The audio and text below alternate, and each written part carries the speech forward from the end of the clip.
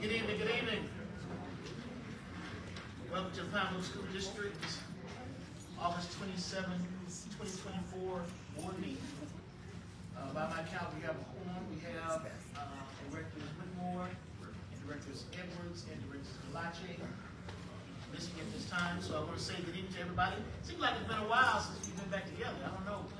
Maybe it's these 100-degree days or something. I don't know, but it seems like it's been a while. So I want to welcome you to our board meeting this evening. I want to thank you for attending. I want to give a shout out to Zebra Land, Zoom Land, or Facebook Land. So thank you for setting that up. We've had a lot of contact with different classes who are now starting to galvanize their support and want to support our district going forward. So we'll be providing some details about that. And again, I always want to thank our superintendent for serving in our district. I want to thank the board. We're still a professional, purpose and forwards. You hold us accountable. We want to always try to do the best job we can with our main goal, our only priority, being student success. And so thank you again for attending. It's good to see some Pine Bluff School District staff, and I'm sure they'll be presenting or speaking this evening. At this time, now that we established a quorum, we're going to stand for a moment of silence. Tonight's moment of silence will be for our community, for those impacted by violence in our community. We're still asking for a moment of silence for our young people, for our first responders, for our leadership, for our teachers, for our staff, our counselors, and those who have to work with our students in our community who are undergoing trauma. So at this time, we're going to stand for a moment of silence. After the moment of silence, we're going to do the pledge, and we're going to continue with our agenda.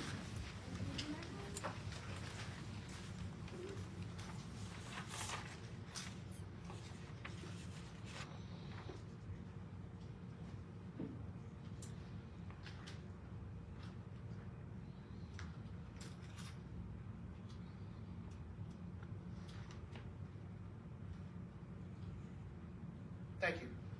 Pledge. I pledge allegiance to the flag of the United States of America and to the republic for which it stands, one nation, under God, indivisible, with liberty and justice for all.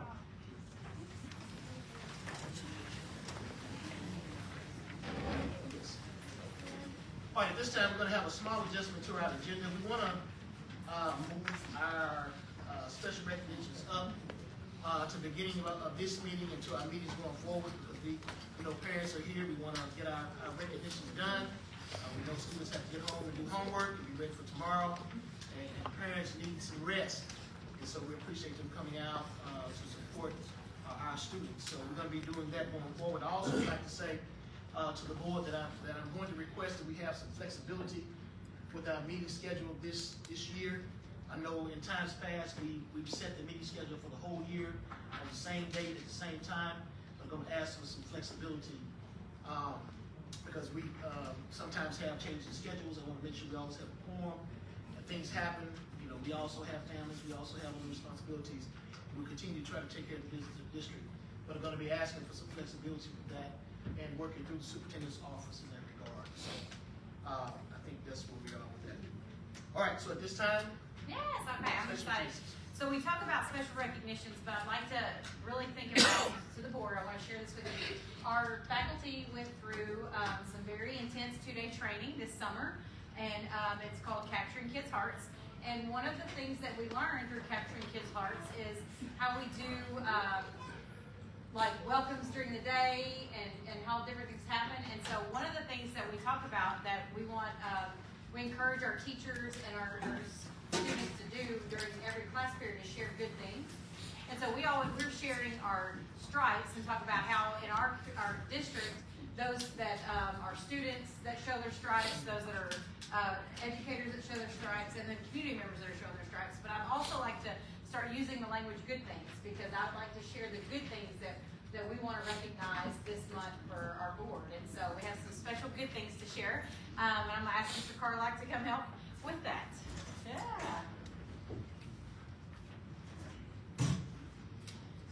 So in regards to the student recognitions, board, I know that you guys, we talked about it at the last meeting, but I will share, with us getting back to school early and starting the new calendar, we had what we call our district convocation. And so during convocation was August 24th, and we were able to really lean in on our students for their support and their help through this. And so I want to share the good things that we had this year with our convocation by being able to include our students in part of that. So we want to recognize them for their support and their help that they did during convocation. We got students? Yes, so kind of shifting through these to make sure I'm calling students. So if you are not a student, stay in your seat. We'll get back to you. Okay, so first person is Kanaya Christopher, presenting the color guard during our convocation.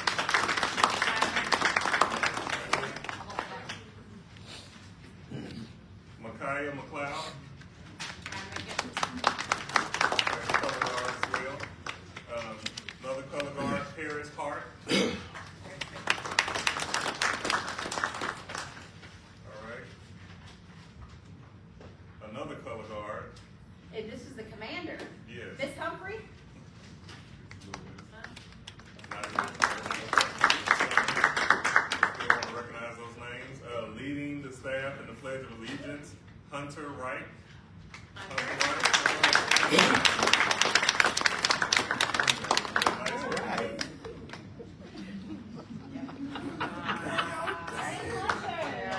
Thank you for showing your stripes and helping us. That was much synergy. You want to turn this way? Look at Mama. There we go. All right, hang on. There you go. Stay right here for just a second. He had a little bit of help. Serenity Jones.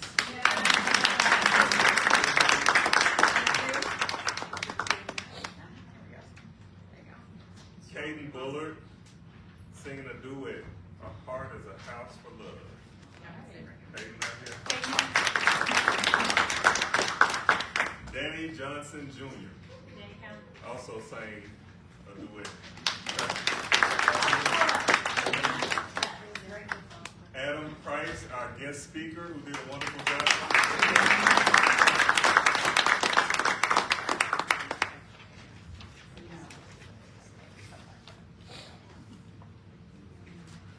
And these students were behind the scene. Kaylin Dunbar helping with the setup. See here? Okay, part of the football team as well. Xavier Smith not here. Jaden Sanders, not here. Okay, all set up. Marshawn Jordan. Let's do football practice. Yeah, I know. Devontae Wallace, setting up chairs. Tavion Lewis. All right, and that is it for our students. So thank you guys.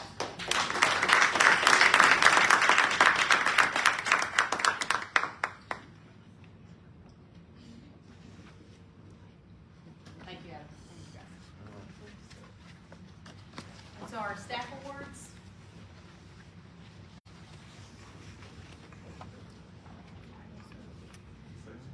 I kind of do. So this was really special, and I really believe that we don't get to recognize everybody as much. And I mentioned it last week, but by the change in our last month, by the change in our calendar, we also realized that we shortened our summer for students, but we also shortened our summer for our custodial staff and our maintenance staff that had to come in and make sure that everything's ready for the school year. They worked so much over these last few months, and they were. I said, well, I really need them to be at this certain training one day, and Mr. Gordon, the lead of our custodian, said, well, I said, can we have them come in on the weekend and work on that? He said, no, Dr. Robert, we're already working all the weekends because we're trying to get everything ready. So they work 7 days a week, some weeks, trying to make sure that our buildings are ready for our students, and so we're so proud. So I'd like to say thank you to our custodian custodial staff, but certainly to Mr. Patrick Gordon.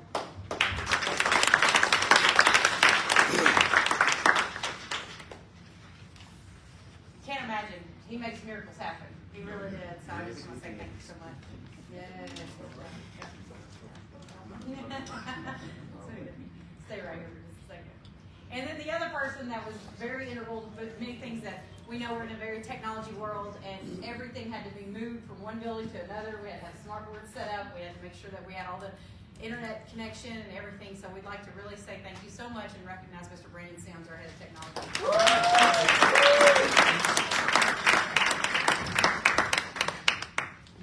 Thank you for the outlets. Yes. And you want to share? I think that he's also working to where we have the volume better and all the cameras will be working for the next month. But we do have the outlets up front now. So thank you so much. Thank you. And when this summer, when we did do this, all of our training, we had the 2-day training that we talked about that was capturing kids' hearts. We had over, the whole staff. So we had 8 sites where we trained over 50 people at each site. And of course, we know we don't have that many sites in our district. So we utilized different places in the community, and many churches stepped up and gave it to us for free. We, of course, were able to use all the places, our local educational cooperative, and so we wouldn't have been able to train everyone without the support of the community. So we really want to recognize those churches and the people in the community that gave us, UAPB, that gave us the opportunity to be able to train our staff. So. Yes, they literally opened the doors of the church, so we appreciate it. First up, we have Reverend Derek Easter, St. Hurricane Missionary Baptist.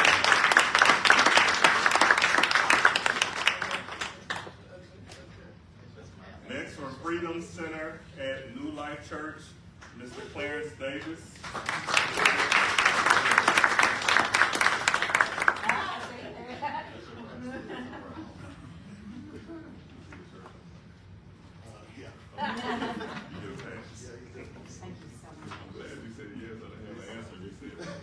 All right, Rose Hill Missionary Baptist Church, Reverend Clarence Holman. Arkansas River Educational Service. This isn't church. Feels like a church sometimes, but we have Mr. Mike Walker representing. We use four rooms in your building. Right. Thank you so much. All right, First Methodist Church, Reverend Carlton Cross.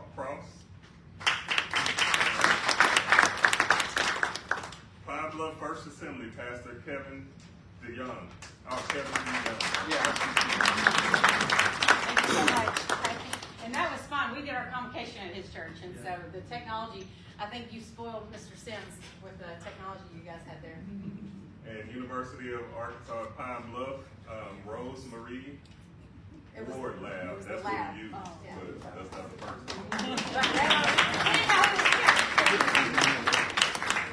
Oh, good. Okay. Yeah. Thank you so much. If it's, yes, sure.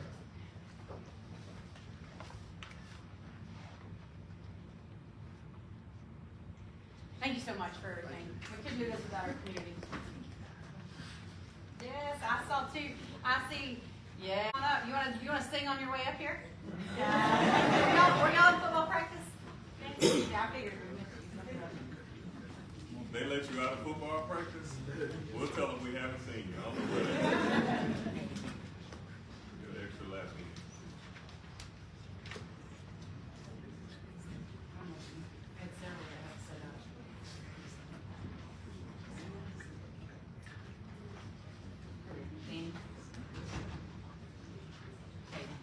All right. Again, we'll clap again for Caden Bullard. He has a beautiful voice.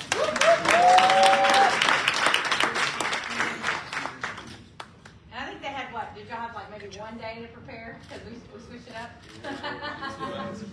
12 hours? I said like 2 hours. 2 hours? Thank you so much. Thank you.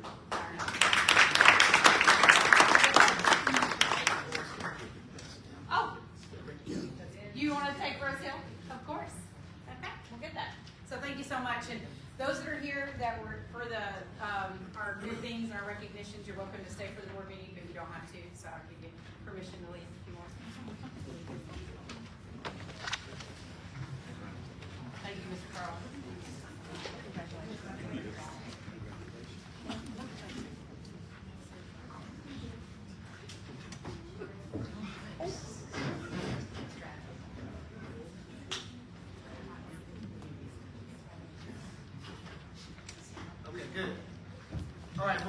our agenda. Now we're gonna move to the adoption of minutes. I think all directors saw minutes from July 22nd. Are there any questions, comments, concerns about those minutes before I entertain a motion to approve? Okay. At this time, I'd like to approve a motion, I'm seeking a motion to approve the minutes from July 22nd, 2024. Moving and properly second, ready for question? Any questions? Hearing none, all in favor say aye. Aye for me. All opposed say no. The ayes have it. Thank you. So next is your financial report. Working, maybe? I don't know. And so what we did, so Jamie kind of switched it up just a little bit to give you like a reference page so it'd be easier to follow with the financial report. And so you'll see the district reports and then the building project reports. Only thing I really want to call your attention to in the first report with the board, what we call the board report period 1 of 25, or fiscal year 25, we're still journaling expenditures, so this is not completely clean for this school year because we have until the end of this month to have everything ready and cleaned up. But I want you to look at the 7,000s, which is our activity accounts. Remember, we had all those unused activity accounts that we were trying to close out and clean up, and so they're gone. So they're all closed out and cleaned up, and so we have a clean activity account. So that was really nice to have on the board report. So look through that. If you look at the ending balance of the board, the last page, which is page 5 of 35, it shows we've received $4 million this school year so far in revenue, and this is through federal and tax dollars.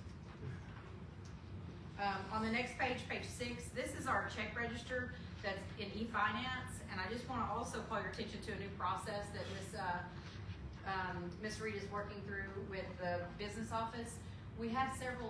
There's been on several occasions where you have outstanding checks, and we're trying to clean up all those outstanding checks, so we have a new process. After 60 days, Mr. Shaw reaches out to those individuals that have that outstanding check to find out what's going on, why they may or may not have cashed that check. But after so many days, we're going ahead and voiding the check, and then the vendor will reissue a check so that we can clean it up if we haven't gotten in touch with the vendor.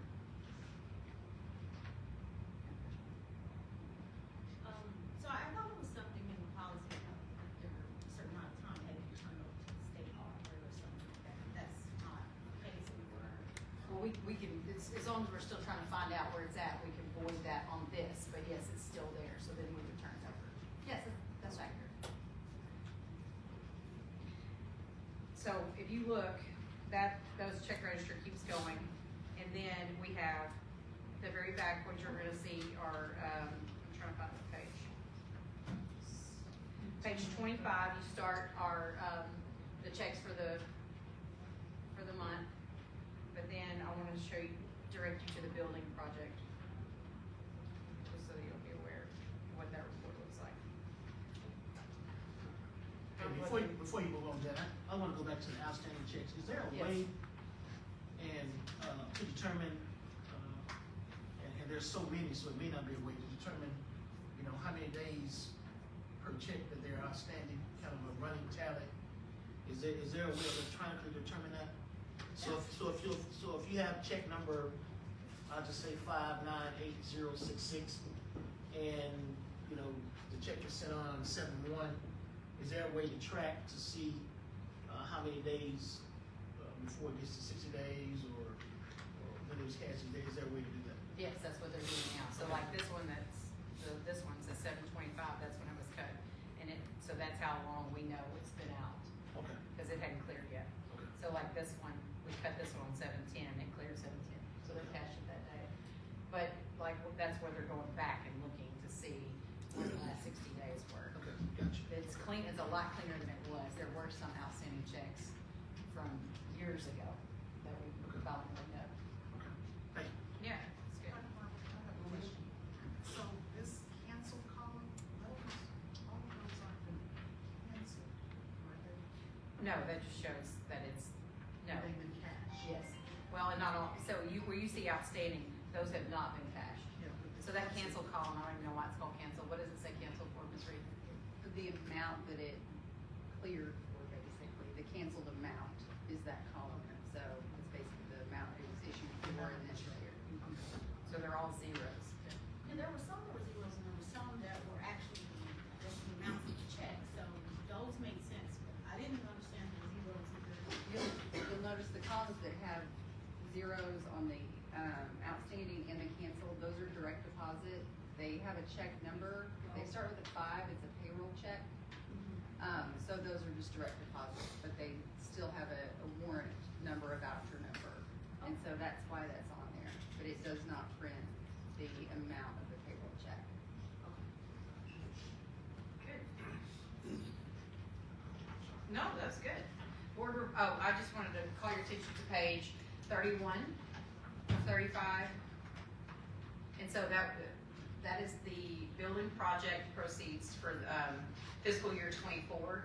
But at the very bottom, you'll see where that final is for the building project. So we have the bond proceeds that we got in fiscal year 24. The total that we spent, the interest that was made, and what our ending balance is. So what you'll see on the next page is that ending balance starts in e-finance for this fiscal year as the beginning balance. And we just want to show you that we keep it reflected in both places.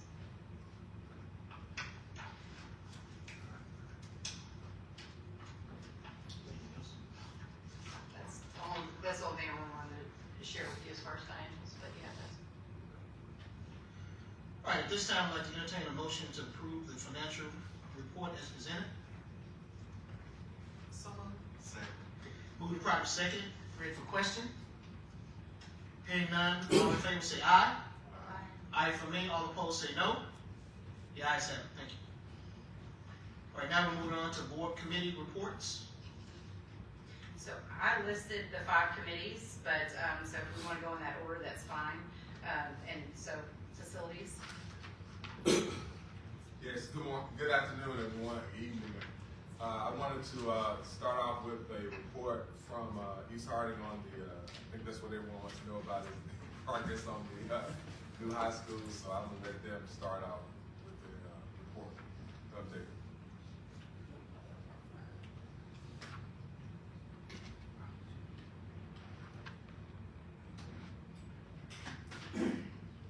Good evening, everyone. We wanted to start with just a quick video, kind of show a little bit of progress for anyone who may not have kind of been by site recently. So,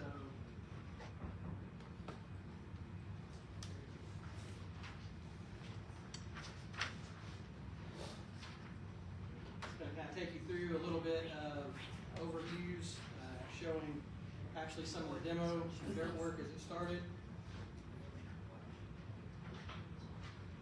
Quick still shots here, taken from the drone, obviously. Probably ways up. Oh, lost one on the screen. Hang on one second, Sean. Yep. There we go. I want us to be able to see it this way too. Thank you. Thank you. Yeah, I can back it up if you'd like to see a little more of the demo first. If you'll kind of follow through here, you can see the individual buildings as they begin to go down.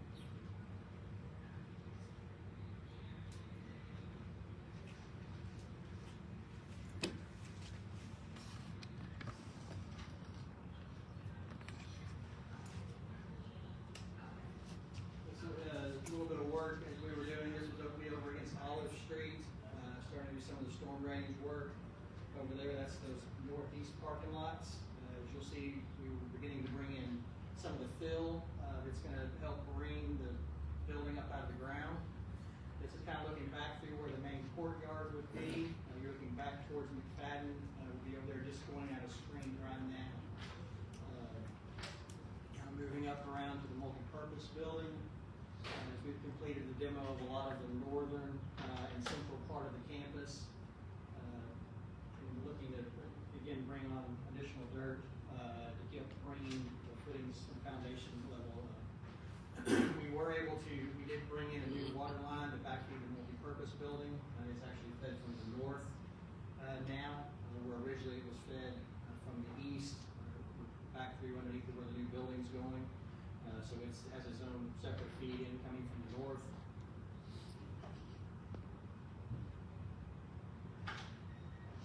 Here you'll kind of see a good view coming back in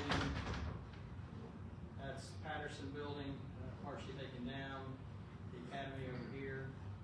This is kind of a live shot of when the Patterson Building was being demoed and coming down. If you guys been by, we've got about 12 machines about that size out there, taking down the multiple buildings, working very quickly in bringing out salvage. This is kind of the final shot of Patterson before it came down. This is what it looks like today. If anyone's been over just recently, McFadden Gym is now about halfway down. The roof has been brought down. The center of the building hollowed out. The existing bleachers that were concrete have not been hammered out yet, but that'll be next.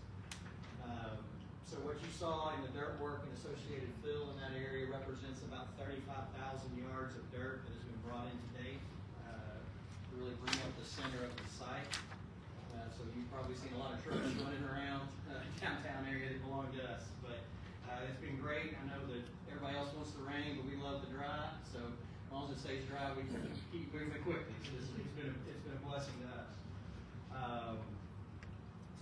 So from here, what I really wanted to do is talk about kind of our next milestones we have coming up. The McFadden Gym demolition will be completed in about the week of September 9th. The McGeorge Building is coming down next. We figure by about mid-October it will be demolished. The Trice Academy will come down following that.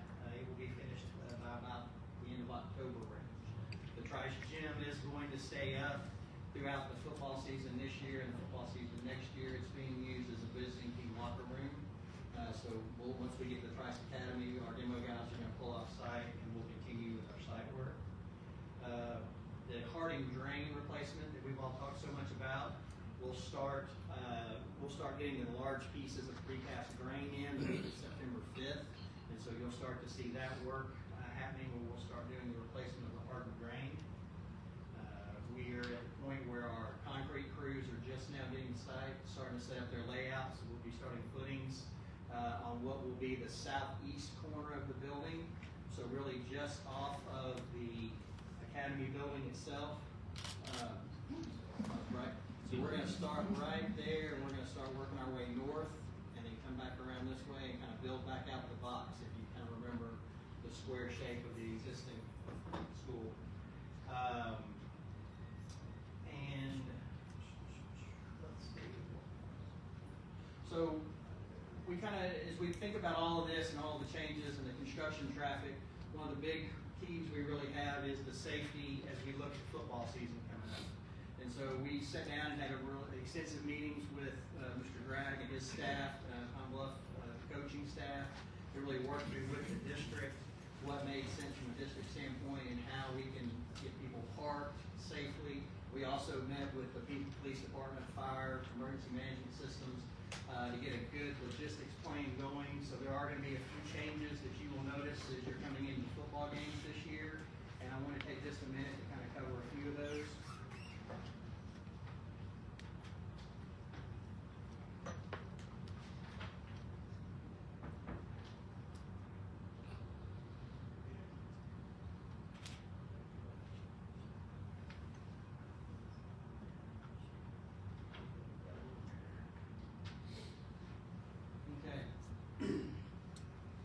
So, as you're looking, this is looking from the south or from 11th Street, kind of in between where there and the old McGeorge parking lot will be.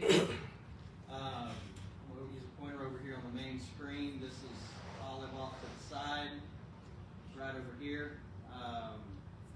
We are looking to set up additional parking for the building, for the games, all pretty much to the north of the existing school and the stadium. So this parking up here that you'll see is over at ARESC. The parking on both sides of that building, here and here. The softball complex, there's also going to be parking located there. And those lots will be the primary parking for the games themselves. We are working with the police department to look at making 9th Street and up Laurel right through here. It's going to be a one-way traffic for a drop-off lane for those patrons who need to have a little closer access to the building itself. The lot right here, which was what's left of the northeast corner of the existing school parking lot, right here off 9th, is going to be ADA parking only. This will be a controlled access gate that will be coming in. School personnel and security will be controlling those parking lots, so that if you need ADA parking coming in to the school, or excuse me, to the game, then that lot right there will be specifically designated for ADA. My understanding is that the school is also working with to provide some shuttle service from the northern lots as well for those that need assistance. The intent is not to have a full shuttle for every student, but for those needing assistance, they did want to make every effort to help with that. I'm going to zoom in a little bit closer here, kind of more towards the north entrance.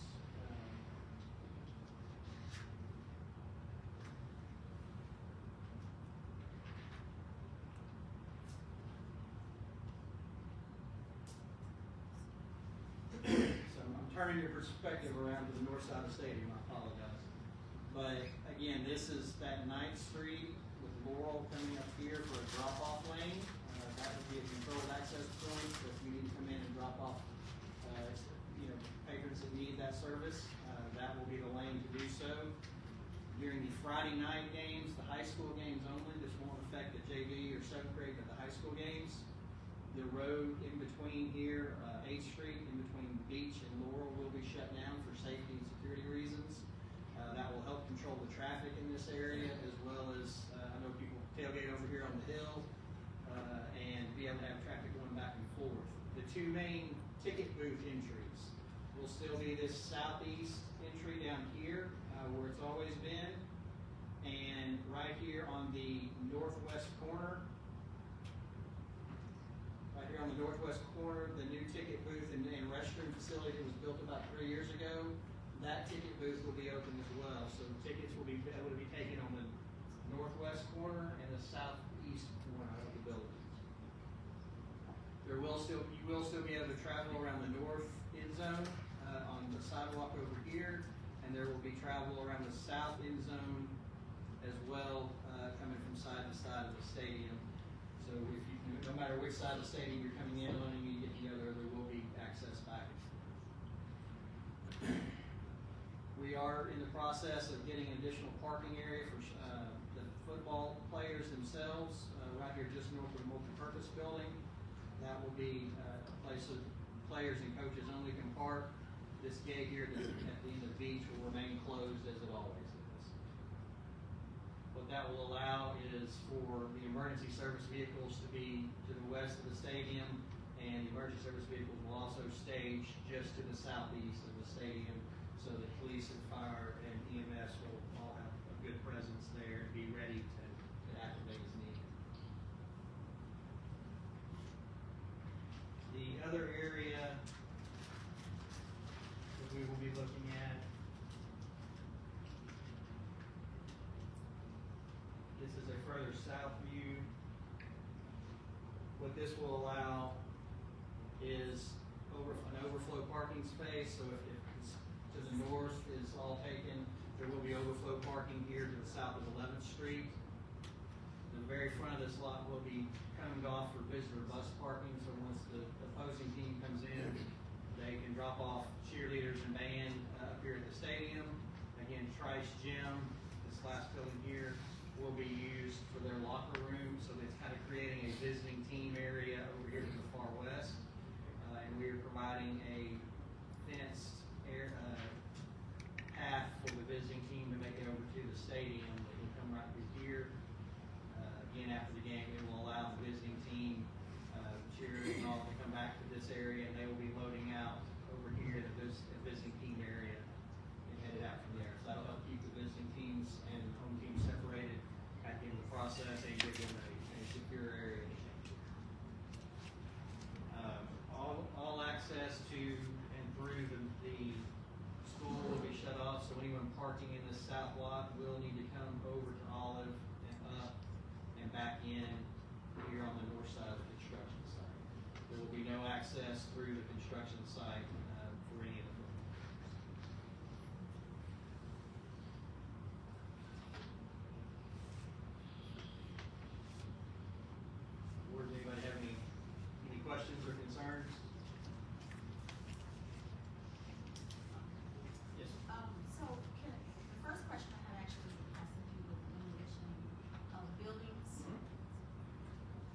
Have you received any complaints about the dust being generated, the particulate matter being generated from the demolition from the community? Have you received any complaints from the community about that? We have not on site. To my knowledge, the district has not. We are working. We've got a lot of water that we're using, especially as it's gotten drier, to help wet things down to keep dust to a very minimum as much as possible. I just saw on the video, you know, it looked like it was generating a lot of dust, and I did get a call from someone, and I referred them to someone else to address their matter with. But if we can, if we're helping to implement some dust control methods, that's great, to be good neighbors for people who are over there, especially people who have sensitive, you know, respiratory issues, and that particulate matter can start to aggravate those. Yes, ma'am. We have worked with Liberty to get some construction taps for the fire hydrants there locally, and we are spraying not only the dust itself to keep the dust down as our dirt is moving through, but also we're spraying the buildings as we're doing the demolition to help keep the dust down with that as well. Okay.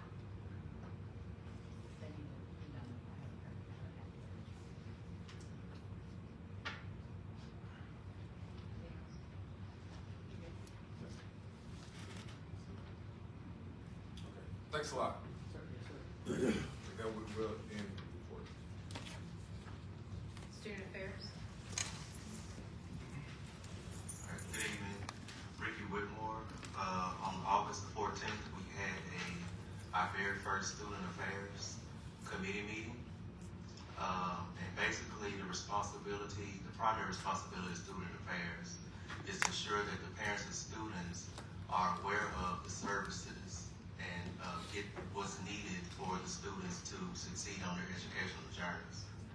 Now, there are already people that are in place, professionals that's in place within the district that's doing some great work.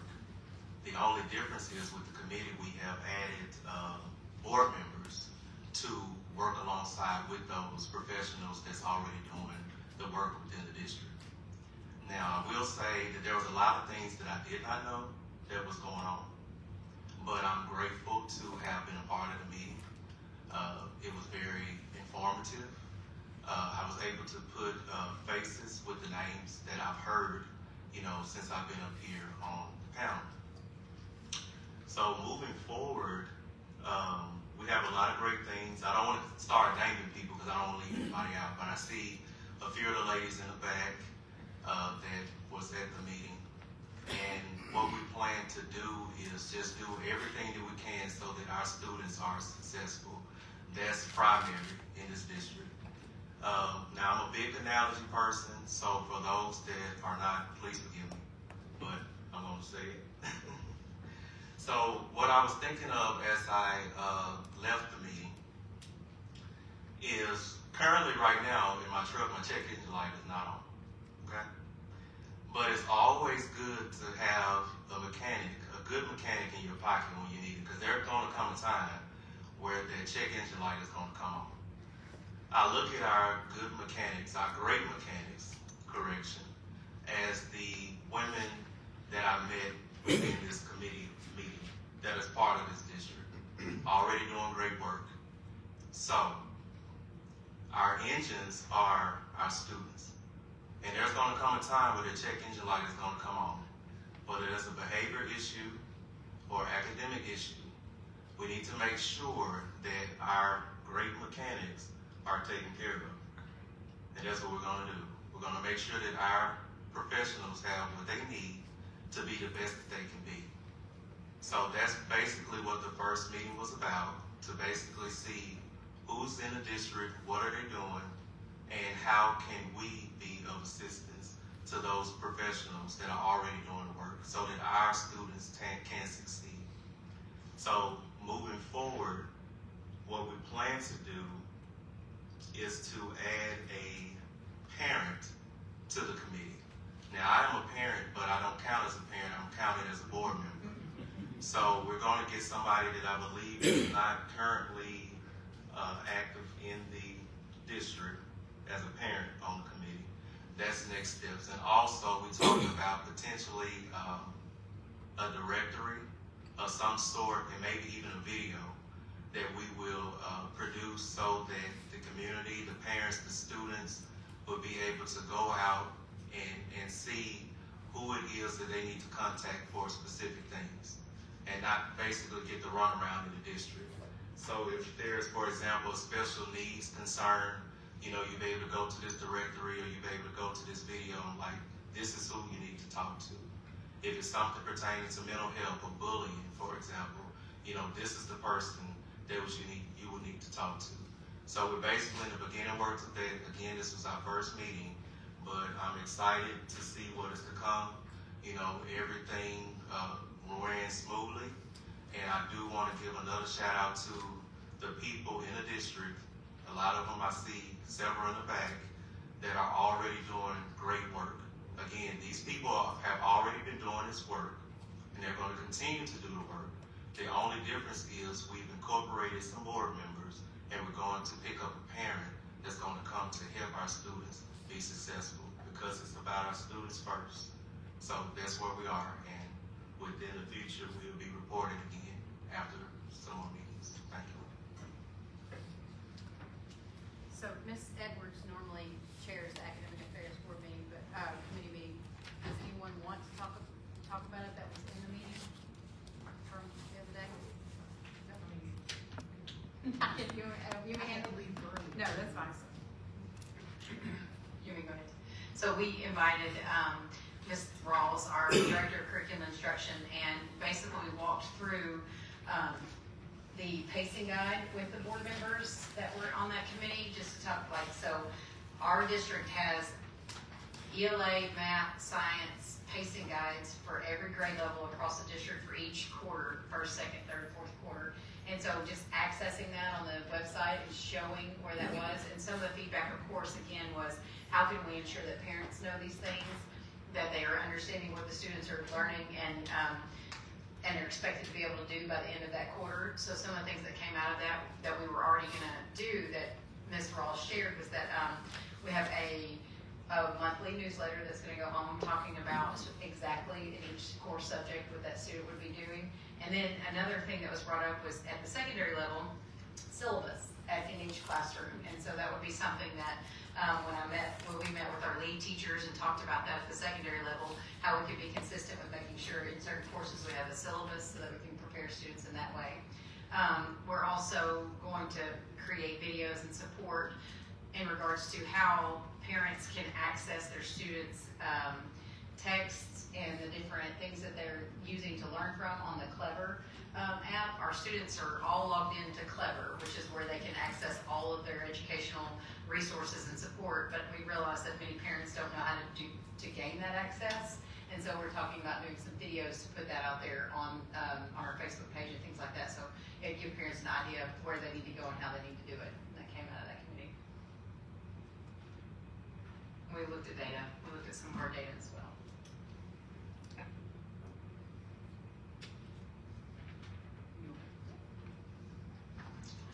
Good evening. The Financial Affairs Committee met on August 21st. We did review the proposed budget tax levy and to approve the sample ballot. It's item number 11A on the agenda tonight. We also looked over the proposed changes from the superintendent for the Section 7 policies and recommending that we approve all of those except for 7.5, which deals with purchases, because there were some changes that we were looking at trying to incorporate, and I did get those to Dr. Barbary today, so they will need to go through legal review and of course back out to the committee to review as well. So we're asking that we approve all of the financial policies except for 7.5 tonight. And we also discussed the upcoming budget and a need to have a work session to really get all the board members on board with the budget for next fiscal year, which we're expecting to have next month. So I do also want to say, and I'm excited about the fact that we're looking toward this for the budget, is that the bond revenue that was passed for the tax for the new school will generate a certain amount of revenue, and there will be a bond payment. And so if there's any difference, which we are expecting some difference between the revenue that we're expecting to generate from the sales, from the property tax revenue and the bond payment, that we are working toward trying to create a reserve fund for the difference between that, so that it can be used toward building the reserves that we need to do capital improvements at our other schools. Because that's something that, we have a need for that. We need to be able to reserve some funding to address those needs in addition to what we, wanted to do with the new schools. So excited about that. And that concludes my report. All right, as it relates to governance, we didn't meet formally, but I just want to say that the board is constantly getting updates about trainings that are coming up. I think we got some information about the SBA board training on September the 5th, and encourage board members to attend.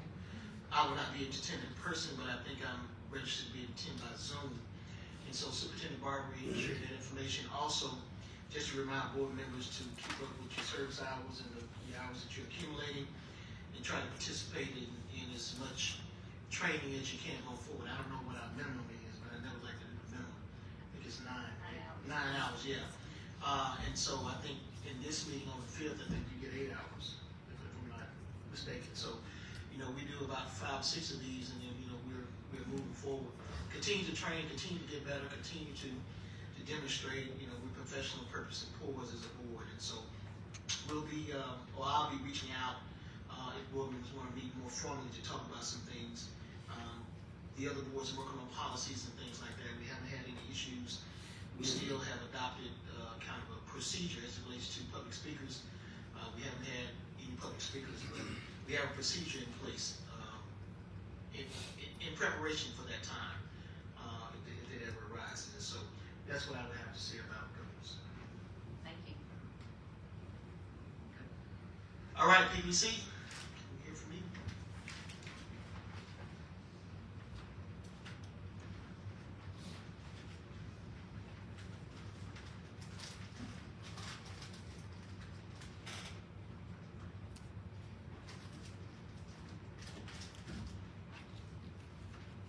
Good evening.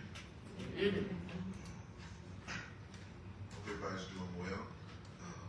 Glad to be back in school and session and all of that good stuff. I think we're all pretty good. Just a few things regarding PPC. We have certified has completed our elections, and before I introduce those PPC members for this 24-25 school year, I do want to just remind you guys of the process of how voting and things of that nature went underway. On August 12th, we conducted week-long nominations that happened at the campus level. So building teachers were instructed to nominate the amount of individuals, however how many seats that they had. So if you had 2 seats, enough people to serve on PPC. At the conclusion of that week-long nomination process, last week we conducted week-long voting, which concluded on Friday at noon. And so these individuals that I will name off, those that are here, some had to leave, are the 24-25 Certified Personnel Policy Committee members and the school that they will represent. And I'm going to ask them to stand once I call their names. For Greenville, Forest Park, we have Ms. Tamika Smith. No, she's here. Southwood, we have Ms. Elizabeth Walls and Ms. Lisa Sanders. For Pine Bluff Junior High, we have Mr. Andreon Duncan and Ms. Christina Berry. For Pine Bluff Junior High Academy, we have Ms. Kendria Jones. For 34th Elementary, we have Ms. Crystal Sweeney and Ms. Stephanie Owens. For Broadmoor Elementary, we have Ms. Marcia Wilkins and Ms. Candace Sanders, who just recently had to leave out. And for James Matthews, we have Matthew Jemison and Ms. Kiara Barnes. There was a slight change with the person that did actually win the seat, and so we went down to the next person based off the votes, which was Ms. Kiara Barnes in place of Ms. Carmen Bell. And then for Pine Bluff High School, you have myself, Mr. Thomas, Calvin Thomas, and Miss Alicia Purple Smith. And that is the committee. That's the committee for 24-25. And of course,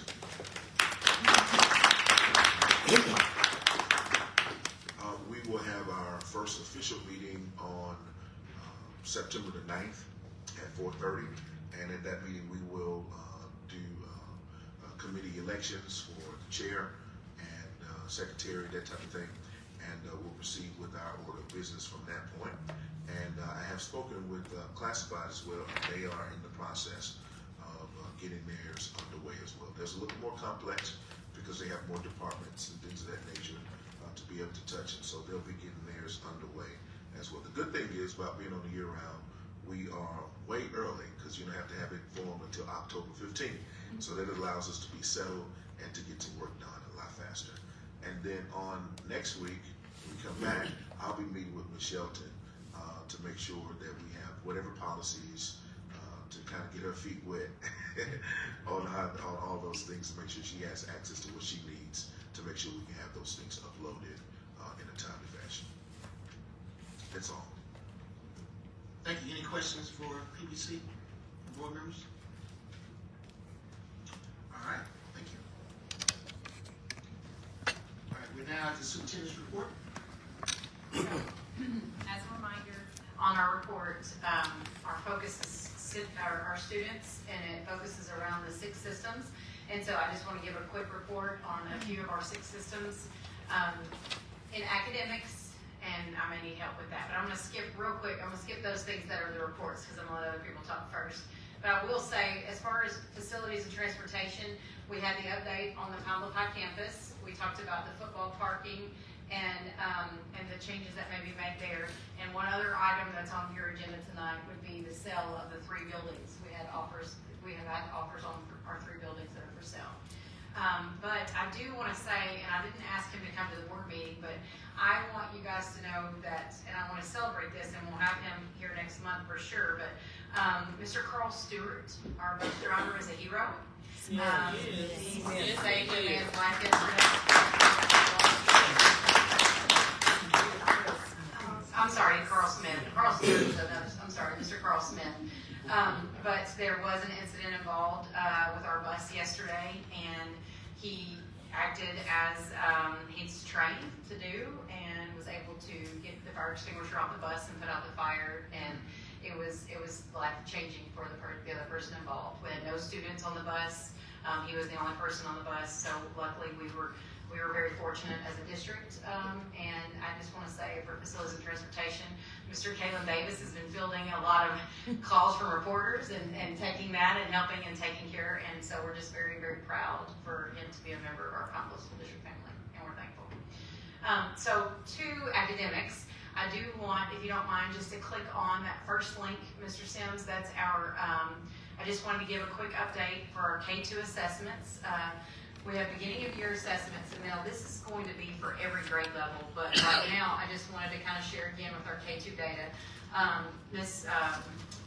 Rawls was collecting the data from the teachers as well. This is something that they're working on. And the beginning of the year, we had 23% of our students that knew all letters and sounds. We have first graders, 82%, second graders, 92%. We tested 97%. Again, this is still trying to make sure all the students are present that are on our roll. If you scroll down, if you don't mind, that's uppercase, we have lowercase. Again, very pleased with our numbers with assessments. But again, the one that I want to look at the most is our letter sounds. Beginning of year, we have, and I want to bring your attention to this so that we can make sure we're keeping up with this each beginning, middle, and end. Right now, kindergarten, we had 5% of our students coming knowing all of their letter sounds. First grade was at 82. When we left kindergarten last year, we were at 90%. And so the concern is, though, it's not a concern, but the difference is the difference in the number of students. We had more students leave kindergarten than we do have coming to school in first grade right now. Our numbers are down a little bit in first grade. So we don't know if that's the lack of certain students that might have caused that as well, but that's the beginning of year assessment data for our K2. And big letters, sounds, and uppercase and lowercase. Any questions about that one? Yes. I was just curious, I know we have our pre-K program.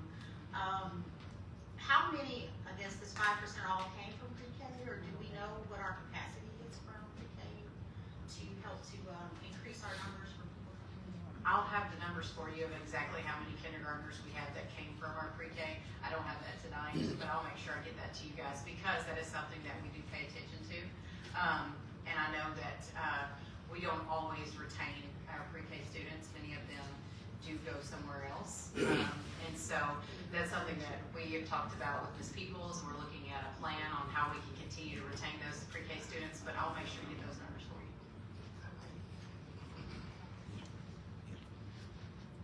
Thank you. Will you go to the next? This is our assessment schedule, just so that you know what our teachers and what our students are doing.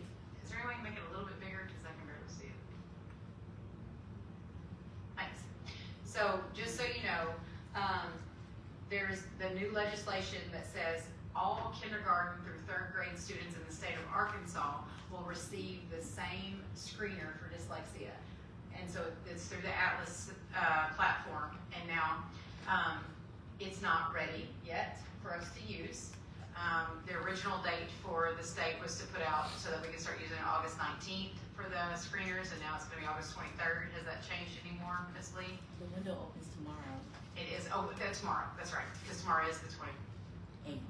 It was August 28th, so tomorrow is the 28th. So we can start doing an assessment tomorrow. But originally we were hoping to do it on the 19th, and they backed it up a little bit. Now, we won't have the results from that, though, until October. Like October 14th is when they're going to release the scores to us, how the students perform on that in K-3. So in efforts to ensure that we are meeting the needs of all students, we're going forward with our local assessments to look for those students that are at risk and trying to make sure that we have interventions in place, because we can't wait till October for those test results to come back.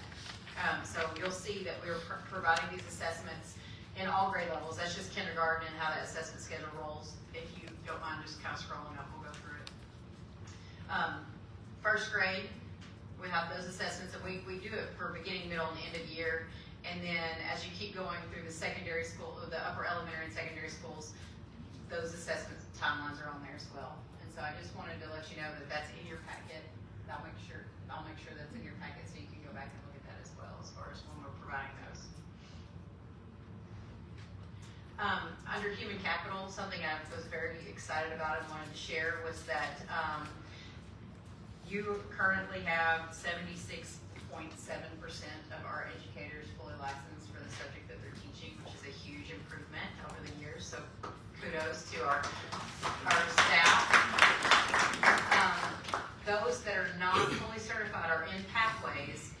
Ms. Monica McMurray has worked very diligently with our building principals to make sure that we're making sure everyone's in a pathway to become certified.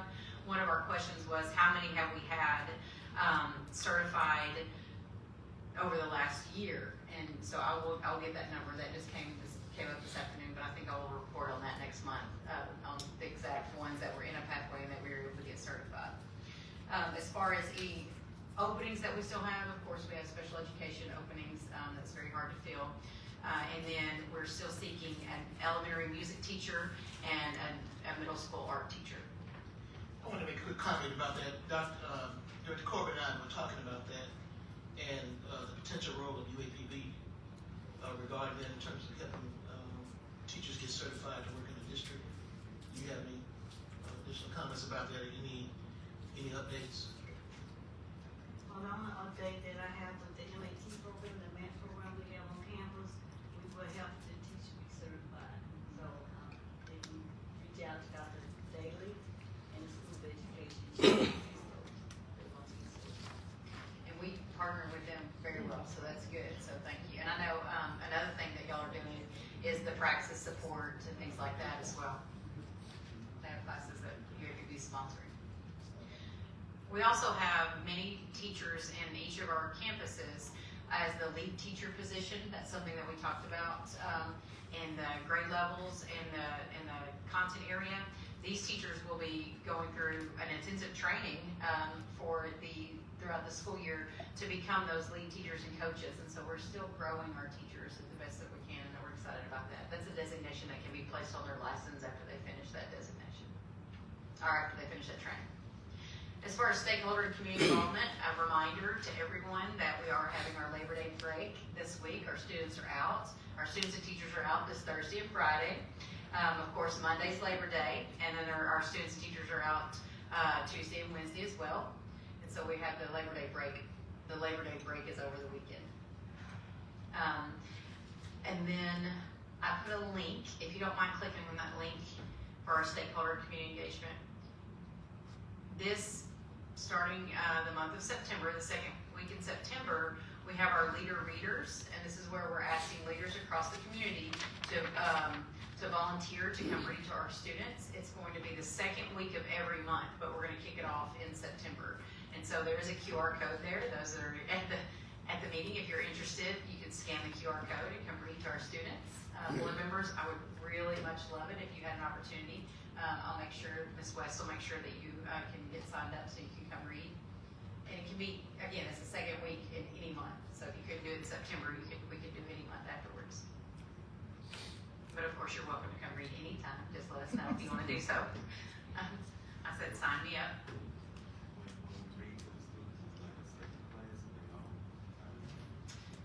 Ms. West, how do you schedule it with the class when the leader readers? So the building principal and the parent facilitator does the schedule. We send them the people who have signed up for their particular building, and if they chose AM or PM, then the parent facilitator and principal will assign a classroom. But if you'd like to reach your child's classroom, you just need to reach out to your building principal.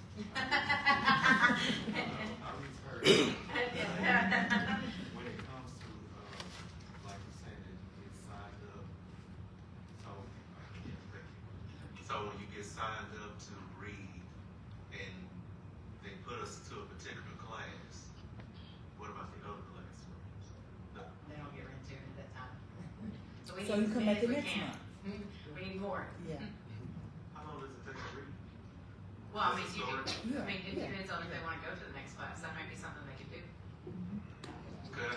Oh, yeah, it's up to the building principal decides.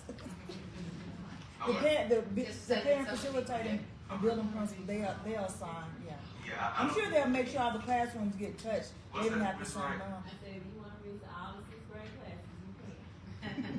How about the whole school? Yes, I think I hear a challenge. I think you can read to every classroom. Yes, I've done that before. It's fun. Question? Yes. I just wanted to know, I guess, is this a designated time? I mean, I know they have instructional time, and I just wanted to know how it's coordinated with that. And that's why we do it just that second week, so they can designate that time. The second week of the month is when we'll do it so that they can schedule that time, so it would not interrupt other instruction. Yes. Thank you, Mr. Sims. As far as I talked about facilities and district operations, just a reminder that I wanted to commend the board. We had a very good 2-hour session where we did our training over communicating and our personalities and different things like that. And I thought it was a very eye-opening experience for me as a superintendent to do that with the board, and so I thought that was very positive. So thank you for that. As far as governance, we're looking at policy section 7 tonight. That's on the board agenda. That was Galachi already shared. And that's my update. All right, thank you very much. I guess now we're gonna move on to new business. Oh, I missed one thing. Sorry. Under student support, I wanted to report to you the student transfers. And I put that on the board before I forgot. So remember last month we passed a resolution because the transfers that come in, you don't want a kid to have to wait to the next board meeting, and that was something that was recommended. So we had 5 students transfer to England School District, 3 students to Cleveland County, 3 students to Stuttgart, 2 students to Star City, 1 to Woodlawn, and 2 to Watson Chapel. All of them, when asked as to why, several of them were because they lived closer. So that was the England and the Stuttgart, they lived closer that way, is what I was told when we asked the parent, because that was something that Ms. Edwards had requested. The ones that are going to, yes, Cleveland County, England, and Stuttgart. Star City, they lived close down that highway, and they had already been in the district before, and they wanted to stay in their district. And then Woodlawn, that was a new entering student that lived out that close way. And Watson Chapel, they were moving because of friends. That's what the parent explained to me. So, and Ms. Hadley tried to work with them in every way possible to get them to stay. We met with the parent and everything, so that's good about having Ms. Hadley to help with that. And the other thing that I wanted to share with you was our ticket sales for athletic events. We're going to paperless, so it will be online ticket sales to buy the events. It's something that we did when we hosted the state tournament and things like that, and when we go to places that are online. I will say our ticket prices are not going up. We still charge that same ticket price. However, using that site does have a cost, and so it'll be $1 fee for those that buy a ticket online, but it's something that's as part of that.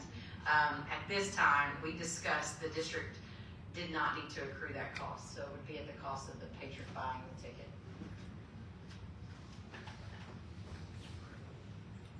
All right, and that is all of my things. Forgive me, thanks. All right, so on the new business, yes. The first item that is on the agenda is to adopt the proposed budget with tax levy and approve the sample ballot. This is a formality. I know Ms. Blache mentioned it as we went over as part of the finance committee, but there's specific resolution that has to be said because this has to go in the newspaper before the election.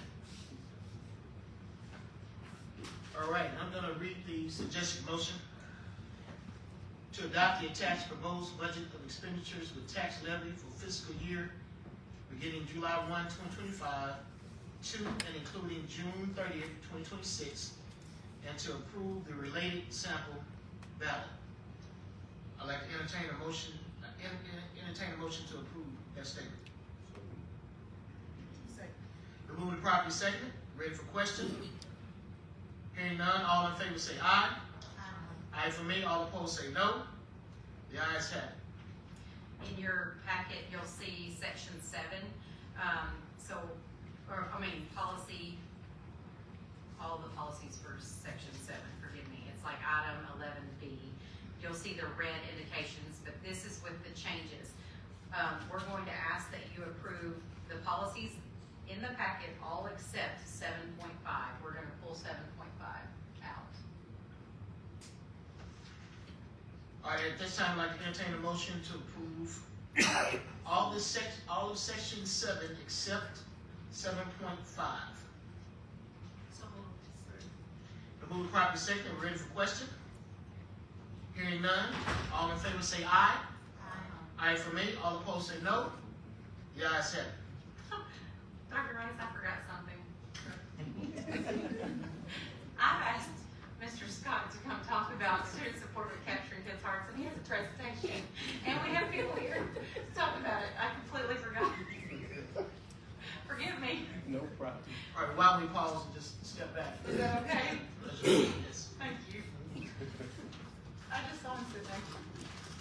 I'm so sorry.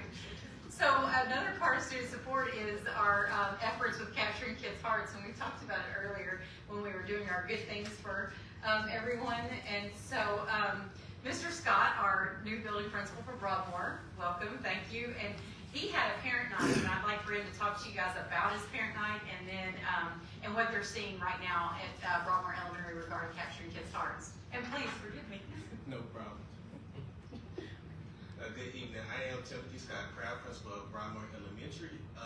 We did just have our first parent night on August 20th. The goal of our parent night is to let the parents know what we're doing at school and how they can support at home. We want to be very transparent with our parents and how we can get them enrolled. And the morning meeting and the Capturing Kids' Heart is a really, really important part of our day to get our Scholars Day started. So we wanted the parents to actually go through that process to kind of see what we're doing and why it's important for their scholars to be at school on time. So once again, the purpose is to model instructional strategies of what the scholars are learning at school and how the parent can support at home. We want the parents to be able to support their scholars with their homework, but also behavior and those social-emotional components that help them succeed on a day-to-day basis.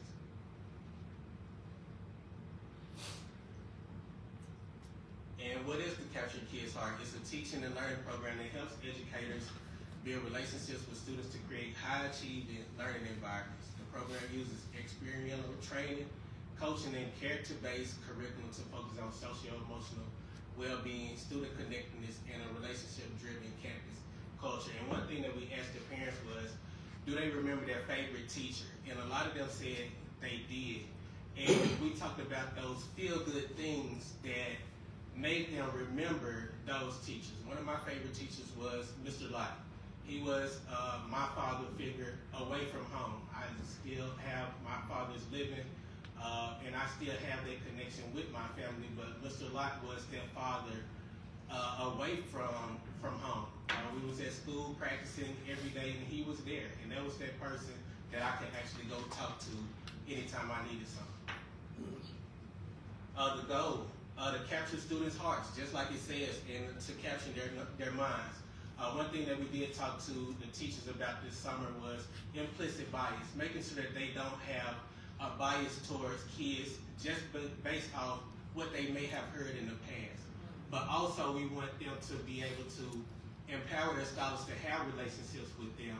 And with this Capturing Kids Heart program, it did open up some emotions for the staff. It was a really good, powerful and moving experience that I would say was a healing process for some teachers, just to hear their professional traumas or even personal traumas. And it was good to allow them to speak about those things and how they wanted to move forward in their careers.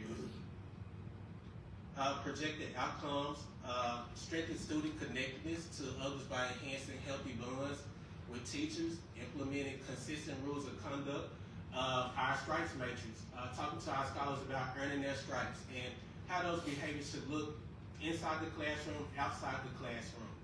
I just go down a little bit, but increase teacher satisfaction and increasing teacher retention and improving in teacher recruitment.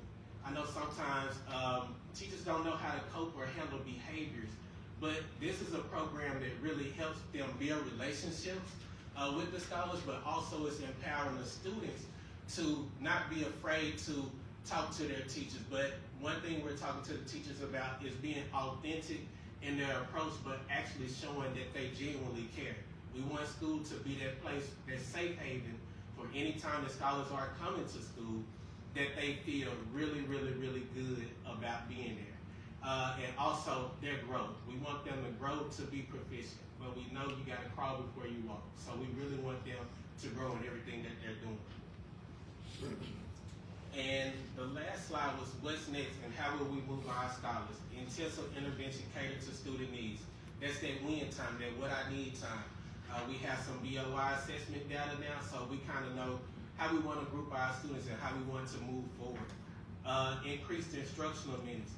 Trying to find ways to continue to maximize learning on a day-to-day basis without a lot of disruptions or interruptions. Small group instruction, using that win time, but also teachers differentiating their instruction and making the students be facilitators of the learning instead of the teachers being lecturers the entire time while they're learning. Continue to be transparent, being open with the parents, but also letting the parents know what the scholars are doing. But our next parent night will focus on 95% in benchmark. So we want to teach those parents strategies of what we're doing at school and how they can support the scholars at home. So each week at Broadmoor now, the expectation is we send a newsletter home. We've been doing this since the beginning of the school year. It goes home on Monday, homework goes home on Monday, it's returned on Fridays. So we have a reading log in that, we have a technology log. So we're trying to increase instructional time, but also allow the parents to be able to support the students and actually help them with their work. Not making excuses, but making progress. That's really big for me. like I told the teachers, what's in the past is in the past. We gotta move forward. Let's not point the finger or point blame at anyone. We really wanna move forward. And not opting out of teaching and learning. Every day that the teachers come, we want them to be their best. And like I tell the teachers, you're at your best. Our students are at your best when you're at your best. So we really want them to do those things.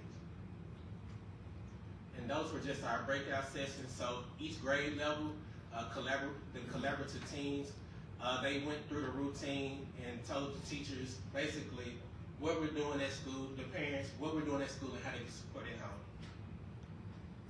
That was our Skin for Our Class Dojo, just to connect our parents for another source to let them know what we're doing, but also for them to get updates. I'm sure they used to me sending messages on school status, but this is another way that we're connected to also show behavior as well. Just announcements, and thank you.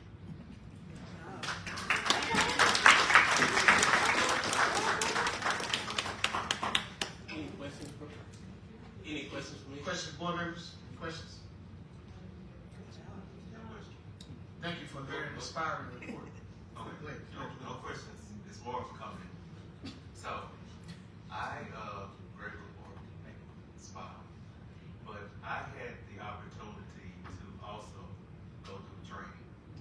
What was going to be about 10, 15 minutes of going in just to make sure everybody was good, I ended up staying.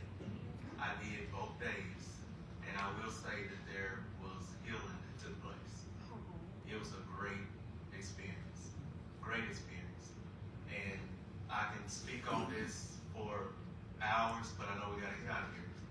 So what I will say is it's something that I hope that we can continue to use moving forward.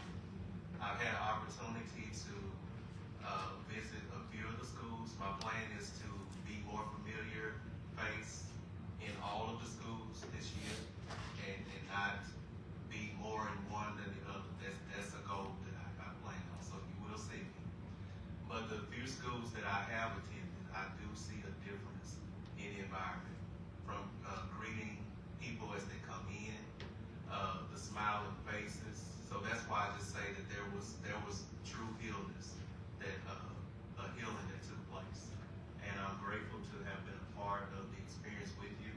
Like I said, I went in with my board member badge on the first day just so that I can come and make sure that everybody was good and show my face. But before it was all said and done, I took the board member badge off because I wasn't a board member anymore. I was with everybody else and I was going through that training with everybody. So I'm glad that I did stop by and I'm glad that I stayed. It was a great experience. Were you there? What was your adjective? My adjectives for romantic Ricky. Romantic. Oh, that's good. Thank you. Mr. Scott, please again forgive me. I'm sorry, but thank you so much for your presentation. Anyone else? No? Yeah. So thank you so much. And Mr. Whitmore, so you know, and so the board knows, as far as Capturing Kids' Heart goes, it's not just that 2-day training. So now what we have is we have monthly meetings with what they call we have training called, they're training the process champions. And so the building principals and teachers in their building will be labeled those process champions. And so they're the ones that will give monthly training to continue to look for and encourage and make sure we're doing those things throughout the building and giving feedback on that so that we can continue this process. We have district level quarterly meetings with the head person that meets with myself and Mr. Carlock, so that we're making sure that we're supporting the building principals and getting this, so it's not just a one and done, it's a continued process because we're trying to change that piece. So, thank you. All right, no problem. Moving back into new business. Approval of the sale of Park Elementary, Indiana Street Elementary, and the downtown administration building. So we received, and we did discuss this at our facilities committee, but I wanted to just share with the entire board because not everyone was in that committee. We received 3 offers for Oak Park, 3 offers for Indiana Street, and 2 offers for the downtown building. We went with the highest offer for each of those. And so That is in your packet. Do you wanna do them, and I think you should probably do individual. Okay. All right, at this time, I'd like to entertain a motion to approve the sale of Oak Park Elementary. So, second. Been moved properly second and ready for question. Hearing none, all in favor say aye. Aye for me, all opposed say no. The ayes have it. I'd like to entertain a motion to approve the purchase of Indiana Street Elementary. Been moved properly second and ready for question. Hearing none, all in favor say aye. Aye for me, all opposed say no. The ayes have it. I'd like to entertain a motion to approve the purchase of the downtown administration building. So moved. It's been moved properly second. Are we ready for question? Hearing none, all in favor say aye. Aye for me. All opposed say no. The ayes have it. Thank you. So at this time, if anything doesn't go forward, I will bring it back to you. If anything doesn't work out as it should with the agreements, but I want to make sure that we have permission to sell. The next item is, we are partnering with Arkansas River Educational Cooperative to provide special education services to our students. At this time, they can, and it would be virtual, but it is a virtual teacher that can provide those minutes that's certified in special education for those classrooms. We're using it at the secondary level.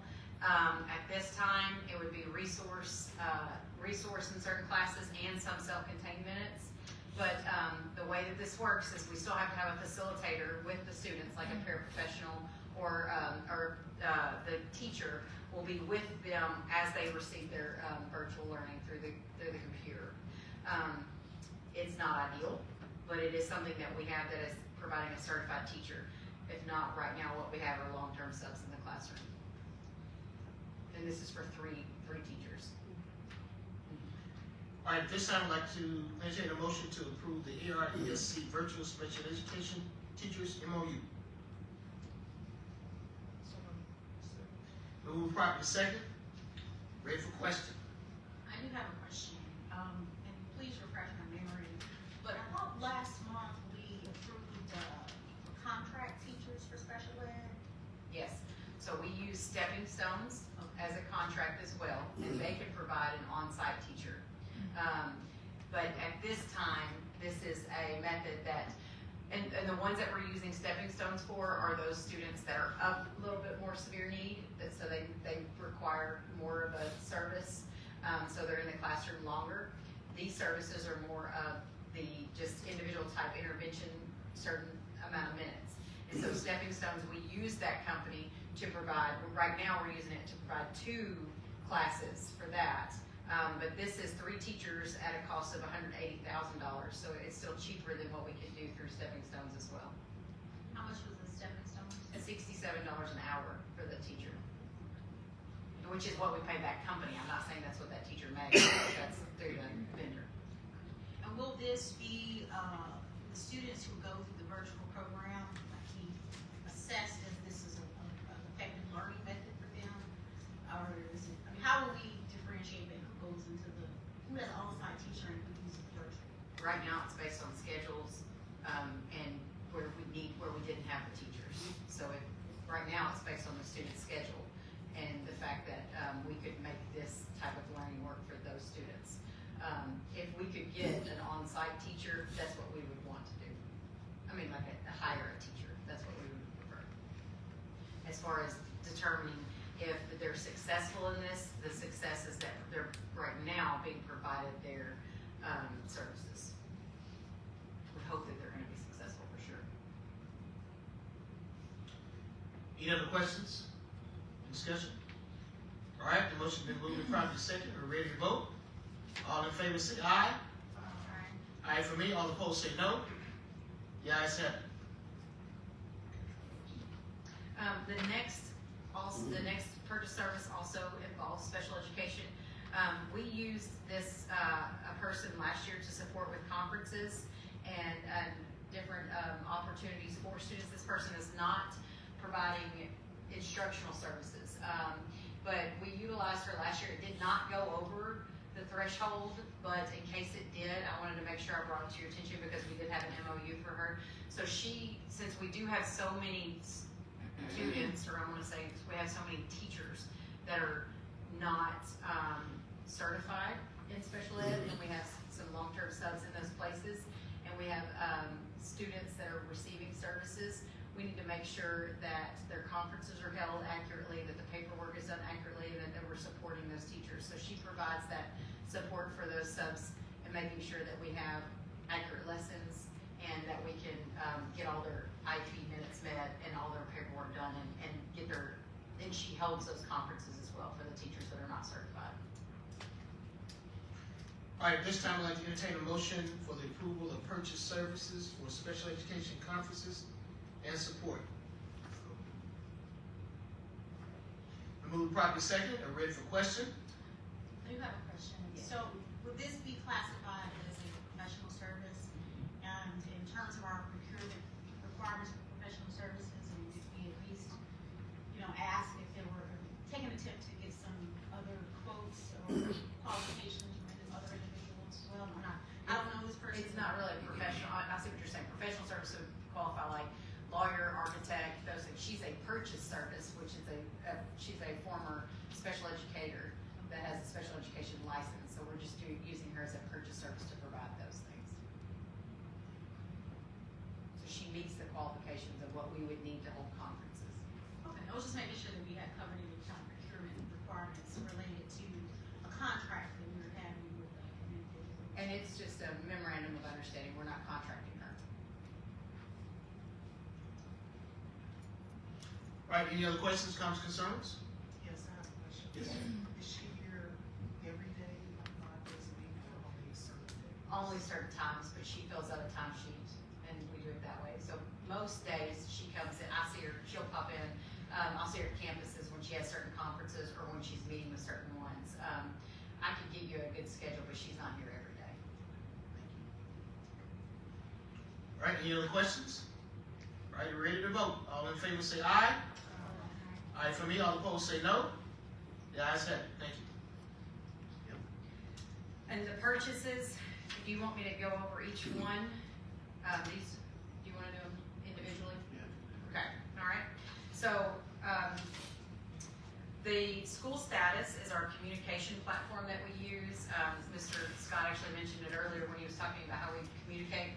It's the message that we send out, and it's a platform that we can do that, and we're able to read it and keep data on how many people it reaches and things like that, and so that's a renewal for school status. We pay for that out of our federal funds because it's a communication tool. 95% group professional development. We have brought down those professional development days, but we still have several teachers that are new to the district, so that's a professional development contract, so that we're specifically targeting those teachers that at the elementary level with 95% group. It's not for secondary. Okay, so this quantity is number of days? Yes, Okay. yes. Thank you. We had more than that in the past. Now I think we've brought it down quite a bit, but we still want to make sure we're providing that service, that support for the teachers for that curriculum. And on these days, this is for all of the teachers for that day, or is it certain schools, or? Ms. Ross? So it's certain schools and all of the teachers, they come through their CTMs, the building, they schedule with the building principal, if teachers need one-on-one or specific training, so it's scheduled for each building. So I just wanna know how many people are typically served in a day. It will, in a day, the coach has access to all of the teachers. So it would be at the elementary school, so K6. K6. But we use 95% group in all grade levels at the elementary.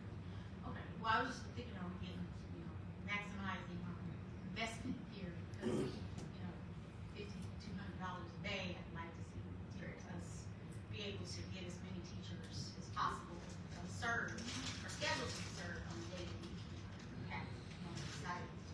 And there's been times where, the good thing is we have used this company in the past, so there are times that if there's an issue, we can reschedule that day. If there's too many teachers out or if they're not available, that's something that we can work on.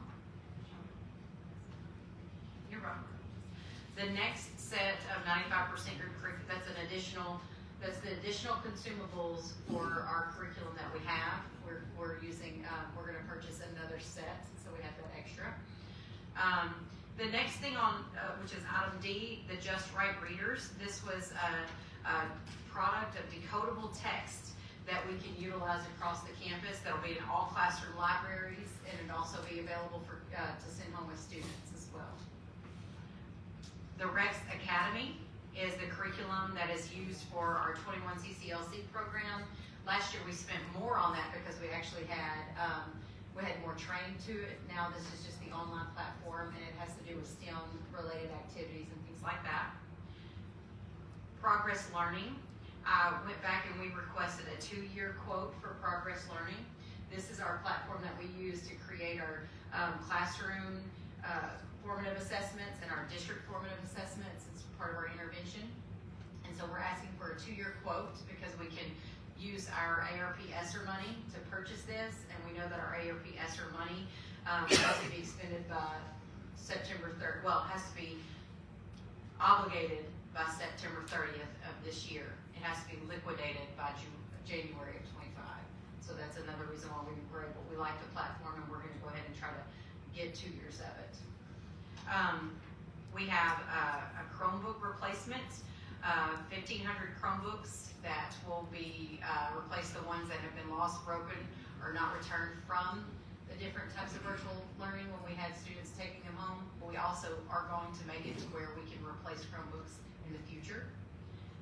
The next one are the Chrome carts to hold those Chromebooks. And what you see after that are the Microsoft Surfaces. These are instructional devices for our building leaders when they're doing their academic walkthroughs and in order to do their focus walks and things like that. And then we also are purchasing a desktop learning lab at our secondary school. All right, you have any more? I don't. Okay. All right, if it's okay with board members, I'm gonna ask for a broad approval of items A through J. I'll read those individually through motion. So at this time, I'll ask for a motion to approve the purchase of school status, 95% group professional development, 95% group curriculum resources, Just Right readers, Rex Academy, 21 CCLC curriculum, Progress Learning, Chromebooks, Chromebook carts, Microsoft Surfaces, and desktop learning lab.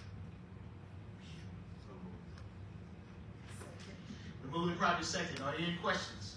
I do have a question. You mentioned the source of funds for A and some of the others. Is the rest of it all ESSER? It is all ARP ESSER. Okay.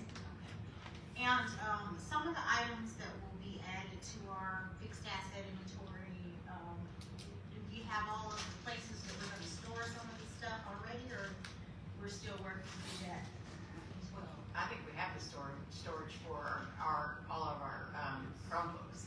Yes, because they'll be at the campuses, and then the rest of the classroom sets. Yes. Okay, so each of the labs that we're planning to establish with some of the computers are already designated, set up, just waiting for a computer? Okay. And so some of these, hang on, you asked something else that I was going to address. The storage. Oh no, they're all coming out of ARP. Yes, I said that. Okay. Yes. All right, any more questions, comments, concerns? Ready to vote? All in favor say aye. Aye. Aye for me. All opposed say no. The ayes have it. Thank you. The next item I asked for the board is an adjustment. We originally gave a testing coordinator stipend on the salary schedule at $2,000. That was what was in the past. And it has been very difficult to obtain a building testing coordinator because of the things that they have to do. Ms. Lee, since we had meetings and we talked about this, there's a lot of responsibilities in regards to being the building testing coordinator that they can't do during the day, that they have to do after hours.